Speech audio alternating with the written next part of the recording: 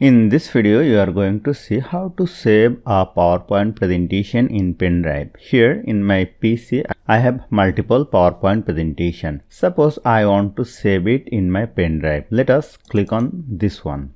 And this is a beautiful 5-step infographic slide. If I want to save it in my Pendrive, let us go to File, go to Save As, then let us go to Browse. Now in the left side you will see my drive, and here I have my pen drive. You will see the name here. If you have another name of the pen drive, you will find it over here.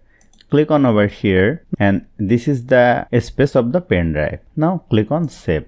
Then the file will be saved in your pen drive. Let us minimize it. Here I have my drives. Here is the pen drive. Let us click on over here, and you will see I have saved it successfully in my pen drive. I can easily open it from here, or I can give the pen drive anyone for the presentation purpose. So hope you found this video helpful. If you like this video, please share this video with your friends and family, and don't forget to subscribe. Thank you.